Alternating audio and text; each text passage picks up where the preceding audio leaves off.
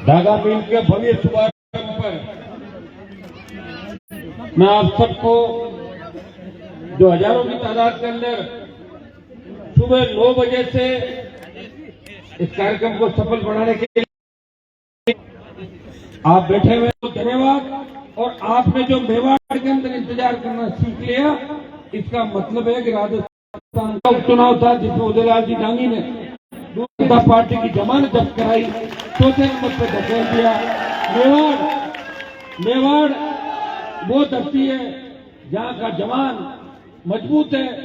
और अब मुझे लग रहा है जवान ही बचे हैं ज्यादा। 70 साल तक वसुंधरा जी ने कही कि जवान होते हैं सारे, खुद जवान ही बोला। तो सारे जो जवान है राजस्थान के और मेवाड़ के, उन्होंने तय कर लिया कि अब की बार खाली जवान ही नहीं, अब की बार जवानों को आशीर्वाद देने के लिए मेवाड़ का और राजस्थान का किसान भी 23 में बदलाव करेगा। ये संदेश दर्शिका अपनी मीडिया के नाम से एक शुरुआत की कि मेरे लिए बेटी का बहुत बड़ा स्थान है, मैं बेटी को ही सब कुछ मानता हूँ। ये संदेश राजस्थान के अंदर दिया। मैं रजनीलाल जी को बधाई देता हूँ कि बेटियों को आगे बढ़ाने का जो शुरुआत बीड़ा आपने उठाया वो सराहनीय है। और निश्चित रूप से हमारी बेटियां आगे बढ़ेगी जब ये राजस्थान आगे बढ़ेगा, किसान कौम आगे बढ़ेगी जब हमारी बेटियां आगे बढ़ेगी। बेटे तो आगे बढ़ रहे लेकिन बेटियों को आगे बढ़ाने की आवश्यकता है। उपस्थित हमारे भाई मनसुख गुर्जर और तमाम राष्ट्रीय लोकतांत्रिक पार्टी की पूरी टीम, मंचासीन सारे जिलाध्यक्ष भाई यूथ के हमारे रणदीप और सारे जिलाध्यक्ष जितने आए हैं, भाई विजयपाल और इस पाली के हमारे दिख रहे हैं माधु जी, भाई राजेंद्र टोंक से, कौन जिला सरवण जी डॉक्टर साहब हो गए और धर्मेंद्र जी हो गए, इधर रावत अजमेर जिलाध्यक्ष कौन कौन है, सारे ही जिलाध्यक्ष, राजपाल प्रवक्ता, ये रोहित गुर्जर प्रवक्ता, ये लेट आए हैं इसलिए भी स्वागत इनका मेरे बाद होगा। ठीक है, जो लेट आए उसका स्वागत भी लेट होगा। ठीक है, क्यों अब की बार ऐसा है कि मैंने सारे रिकॉर्ड तोड़ दिया, नहीं से सबसे पहले मैं आ गया। बद्री जी ने कहा कि 11:30 तक आपको आना है, तो मैंने कहा एकदम 11:30 आ गया तब तो लोग ये सोच रहे हैं कि तो गजब हो गया। 11:30 का मतलब ये कोई, मैं ऑफिस टाइम से चलूंगा नहीं। अब बच्चे स्वागत कर रहे थे तो 12:30 सवा 12 बजे मैं आपके 12 बजे पुराने वाली फैक्ट्री के अंदर आ गया। 15-20 मिनट सब लोग अचंभा कर रहे थे, हमारे अजमेर की पूरी टीम कह रहे इतना जल्दी कैसे हो सकता। मैंने कहा भाई 1 साल बचा चुनाव के अंदर, मैं 25 साल से लड़ाई लड़ रहा हूँ। मैं जब 3 बजे सोऊंगा रात को तो 9 बजे उठूंगा, 5 घंटे नींद नहीं लूंगा, ब्रेन एवरेज नहीं हो जाएगा, नींद भी रहनी पड़ेगी 5-6 घंटे। तो मैं रात को कोशिश की जल्दी सो जाऊं, फिर भी रात को कई बच्चों के टेलीफोन आ रहे थे कि अजमेर में जो सेफ्टी का एग्जाम था उसमें बसों की व्यवस्था करानी थी। अब मैं जितने फोन अटेंड कर सकता हूँ मैं कोशिश करता हूँ, फिर भी 1 बजे मैं सो गया और 6 बजे उठ के 7:15 तैयार होकर मैं आपके बीच आ गया। आप सबने पूरे जयपुर से लेके बच्चे जल्दी उठ के स्वागत भी कर रहे थे। ये तो तय है कि राजस्थान का 2023 का चुनाव ऐतिहासिक होगा, बहुत बड़ा बदलाव राजस्थान के अंदर होगा। ये दिल्ली में बैठे भारतीय जनता पार्टी के नेताओं को सरदार शहर का जो उपचुनाव था उसने ये संदेश दिया कि राजस्थान के अंदर भारतीय जनता पार्टी 125-150 नहीं आ रही है, भारतीय जनता पार्टी भी वेंटिलेटर में हो जाएगी राजस्थान के अंदर। ये संदेश सरदार शहर के चुनाव से राजस्थान की जनता ने चुनाव से 1 साल पहले दिया। भाइयों, अकेला व्यक्ति हूँ, नौजवानों कहते मेरे साथ ये सही है, लेकिन आप जानते हो पार्टी बना के कोई व्यक्ति चलता है उसको संसाधनों की भी आवश्यकता होती है, हर चीज की आवश्यकता होती है। और पार्टी चलाना बड़ा टेढ़ा काम है। डांगी जी मेरी चिंता करते हैं, मनसुख भी चिंता करता है कि भाई साहब कितना लंबा चलेंगे। डांगी जी भी चिंता करते हैं कि पूरे 20 साल जवानी जितना इस राजनीति में मैंने किया शायद किसी नेता ने जवानी से लेकर अभी तक देश और प्रदेश के नहीं किया, जिन्होंने पड़ोसी थाली को ठोकर मार पूरी सत्ता कैसे मिले। भाइयों, मंत्रिमंडल मेरा मकसद नहीं है। मैंने राजस्थान के अंदर लड़ाई की शुरुआत करी जब मैं विधायक था, मैं विधायक का बेटा भी था, पिताजी भी विधायक थे, घर में छोटा भाई भी आपका आशीर्वाद से एमएलए एमपी, ये तो हम घर के अंदर है। लेकिन हमने कहा एमएलए एमपी मंत्री बन के क्या करें। मंत्री बन के अभी जितने आपके मंत्री भीलवाड़ा के घूम रहे, चाहे वो आधे कार्यकाल के लिए बने कभी नहीं बने, लेकिन इस तरह हवा में उठ रहे हैं। लेकिन वो उनको याद रखना चाहिए कि वो मंत्री है, लेकिन जयपुर और दिल्ली में जब जाएंगे तो उनको पैर उन लोगों के छूने होंगे जिन्होंने उनको मंत्री बनाया है। हनुमान बेनीवाल अगर झुका, लेकिन किसी नेता के सामने नहीं झुका, पद के लिए किसी नेता को, हमारे समाज के कई नेताओं को देखता हूँ आजकल उनके बोल बदल गए, भाषा बदल गई। अब उन लोगों का विरोध करते हैं जिन लोगों को वो पॉलिटिकल पापा कहते हैं। पापा दो तरह के होते हैं, एक तो पापा होता है जिसके जन्म होता है, बच्चे का पैदा करता है, दूसरा कहते थे कि हमारे एक पापा तो जो है जहाँ पैदा हुए, दूसरे पॉलिटिकल पापा अशोक गहलोत ये कहते थे।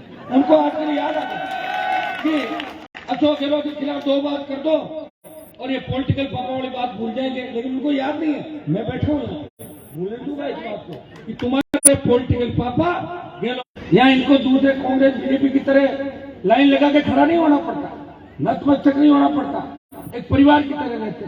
नए सीखेंगे धीरे धीरे, जोश है, जज्बा है, लेकिन इस बार परिणाम राजस्थान की जनता देगी। मैं दिल्ली के अंदर जब जाता हूँ तो दिल्ली में पहले एक ही बात चला करती थी कि राजस्थान में तो भारतीय जनता पार्टी की 150 सीट आई, जैसे सरदार शेर का, अगर जिसके पास कुछ है वो नहीं लड़ सकता, नहीं तो ईडी आ जाएगी, सीबीआई आ जाएगी। और गहलोत और वसुंधरा से लड़ने के लिए आपने तो मेरी लड़ाई देखी, गहलोत के बेटे को जोधपुर में हराया, और वसुंधरा जिसके नाम पूरे देश के अंदर जिसका नाम चलता था, उस वसुंधरा को 7 समंदर पार ललित मोदी के पास भेज दिया परमानेंट। का ही परिणाम था। ये बीजेपी के नेता गलतफहमी में है कि वसुंधरा राजे हमारी वजह से चली गई, वो मेरे संघर्ष का ही परिणाम है कि वसुंधरा यहाँ टिकी नहीं और राजस्थान छुड़वा दिया वसुंधरा को।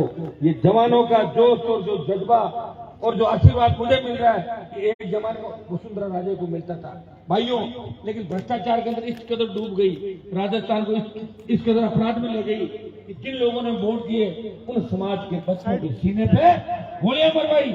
80 गुजर राजस्थान में मारे, एक दिन से ज्यादा पानी का आंदोलन कर रहे, पानी की मांग कर रहे, जाटों के बच्चों के सीनों पर गोलियां मरवाई, जाट राजपूत को लड़ाया, गुजर मीणा को लड़ाया और ब्राह्मण मेघवाल को राजस्थान में लड़ाया। तो वसुंधरा ने लड़ाया और अशोक गहलोत ने उस पर मोहर लगाई। ये जो पेपर लीक हो रहा है ये किस बात का परिणाम है? सरकार अगर चाहे तो पेपर लीक नहीं होगा, लेकिन सरकार खुद पेपर लीक करा रही है। कारण है अशोक गहलोत को सत्ता में बैठे रहना है, और अगर सत्ता में रहना है तो अपने उन विधायकों की माननी होगी जो विधायक जब गहलोत की सरकार गिर रही थी उस समय उसके साथ थे। वो एक ही बात कहते हैं कि आपने मंत्री में नहीं बढ़ाया तो लूट खसोट तो करने दो, कि करो। लूट खसोट का मतलब ही है कोई पेपर बेच रहा है, कोई कोचिंग संस्थान में आप बताइए किस तरह मुख्यमंत्री कार्यालय पे आरोप लगे।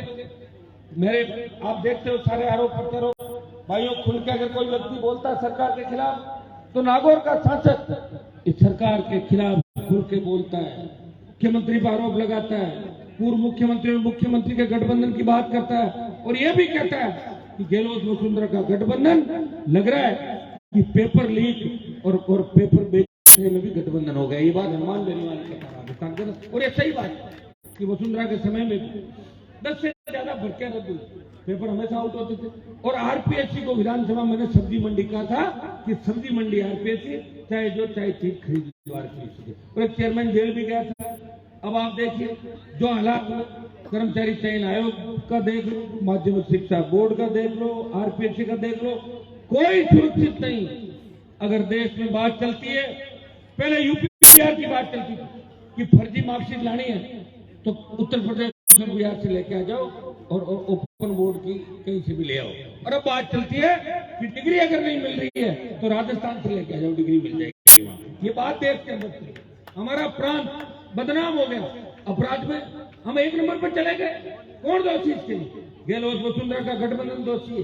भाइयों जिन्होंने माफिया को पनपाया, आज बजरी माफिया जिस तरह राजस्थान के अंदर लूट खसोट कर रहा है, बजरी का जो सबसे बड़ा माफिया है, जिस तरह भारतीय जनता पार्टी के नेताओं के साथ 7 स्टार होटलों में दिल्ली के अंदर दिखाई देता है, वो गहलोत के ऑफिस के अंदर गहलोत के करीबी लोगों के साथ लंच डिनर करते हुए दिखता है, तो सीधा सीधा संदेश है कि वसुंधरा के टाइम भी वो बजरी माफिया हावी था और गहलोत के समय में भी वही बजरी माफिया हावी है। वो सरकार को चंदा देते हैं और जो सरकार को चंदा देते हैं वो लूट खसोट करते हैं। वो लूट खसोट किस पे करेंगे? एक बजरी का ट्रक तो शायद 4-5 हजार रुपए में आता था। आज बाड़मेर के अंदर बजरी को लेकर बड़ा आंदोलन चल रहा है। बालोतरा में राष्ट्रीय लोकतांत्रिक पार्टी के पदाधिकारी शायद यहाँ नहीं आए बजरी जी के कि वो बजरी का आंदोलन करें, रेट कम कराने का। 40,000 रुपए का ट्रक आ रहा बजरी का। गरीब आदमी कैसे अपना घर बनाएगा बताओ मुझे? जो बजरी 4,000, 5,000, 8,000 रुपए में ट्रक आता था वो 40,000 के अंदर आता है। वो पैसा कहाँ जाता है? वो माफिया के मार्फत सरकार के अंदर जाता है। कौन करेगा जांच? सीट अगर दे दोगे बीजेपी को 150, 5 साल और बर्बादी होगी। और कौन मौतों का आंकड़ा रखता है? जब कोरोना आया था तो पहली कोरोना की लहर के अंदर मोदी जी कह रहे थे कि हिंदुस्तान में कोरोना नहीं आएगा, तो हमने सोचा कोई इनकी बात हो गई होती है। हमारा हमसे घूम रहे थे, हम कोई 50 से तो एमपी बीमार पड़े, 7-8 चले गए, एक मंत्री चले गए ऊपर, और दूसरी जब लहर आई तो 50 लाख लोग कोरोना से ऊपर चले गए। ऑक्सीजन के अभाव के अंदर आपने देखा होगा कि ऑक्सीजन के अभाव के अंदर किस तरह किसान के बेटे दम तोड़ रहे थे। क्या ऑक्सीजन सरकार व्यवस्था नहीं करती? बाद में ऑक्सीजन प्लांट लगाए, क्या मतलब उसका? लोग चले गए।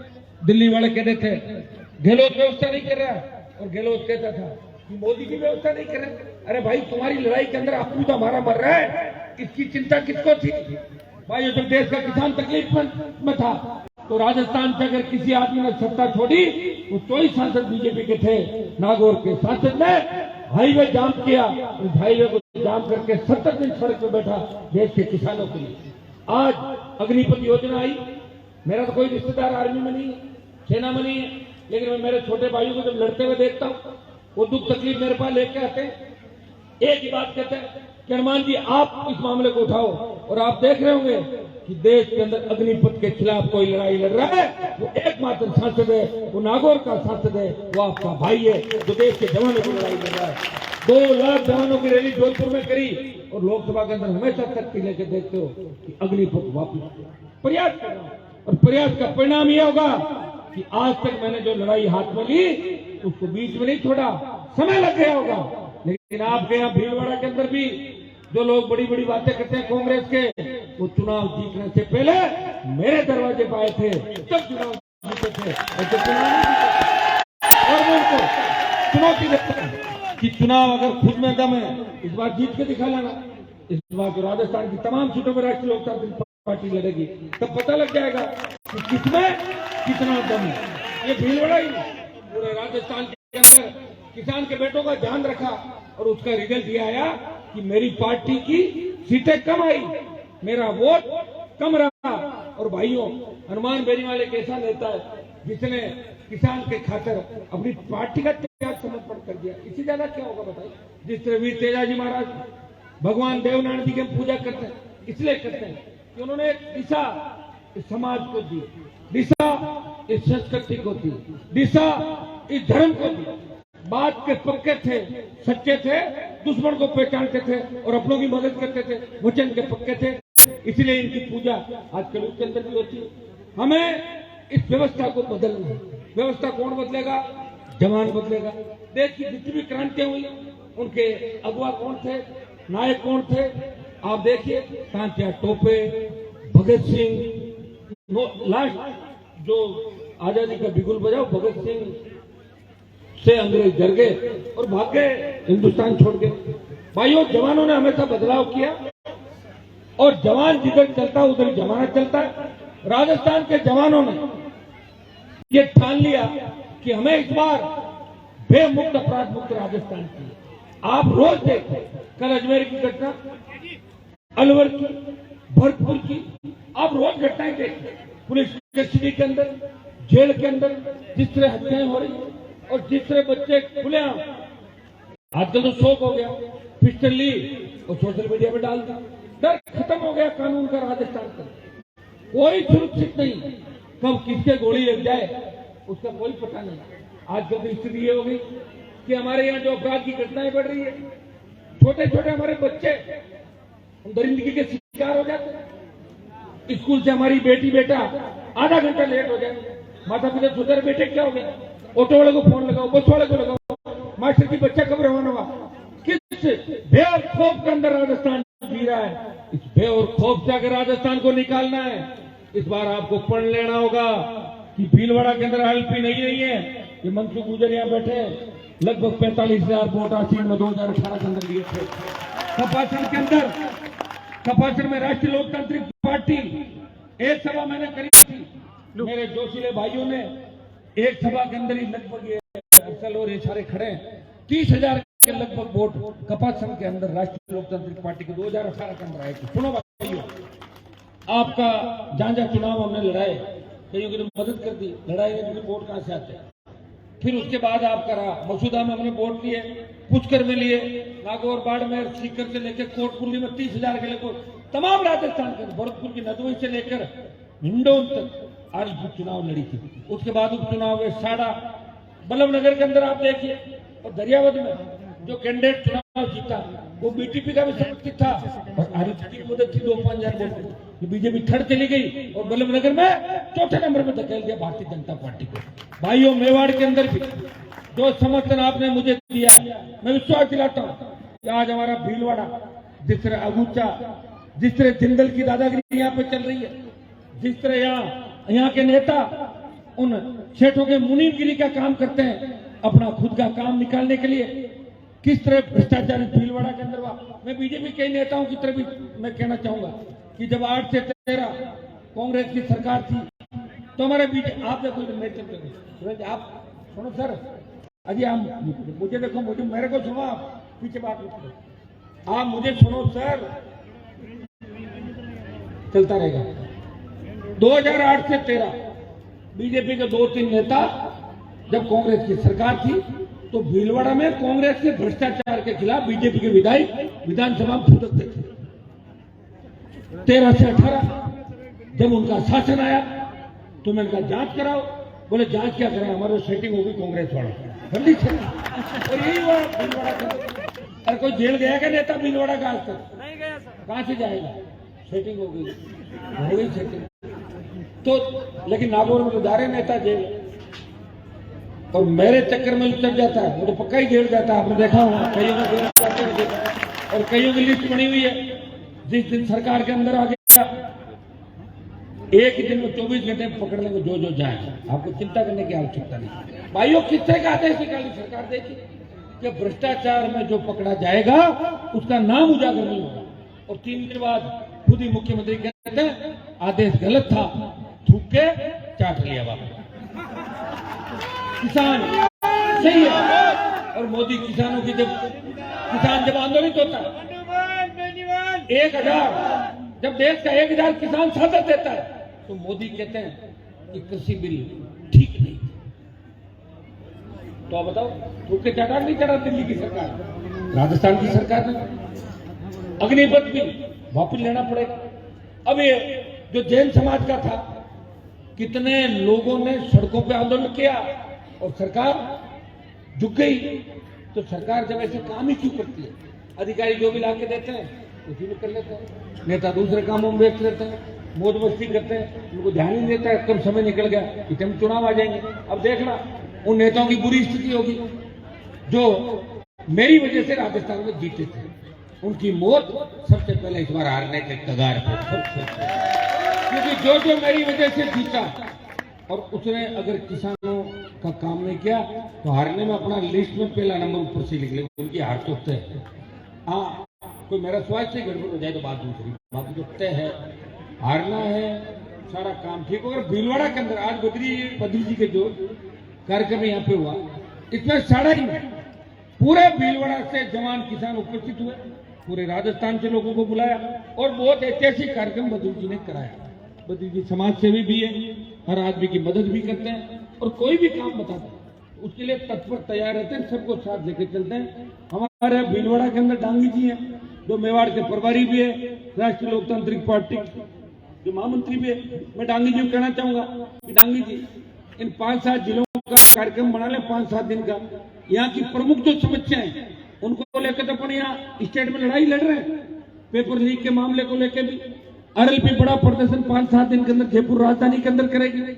बिजली का आंदोलन में वहां जाके बाड़मेर 2-4 दिन के अंदर करूंगा, बाड़मेर के अंदर सरकार को घेरूंगा, बिजली का आंदोलन करेंगे। आप रोज देख लें, लड़ कौन रहा है? मैं ही लड़ रहा हूं।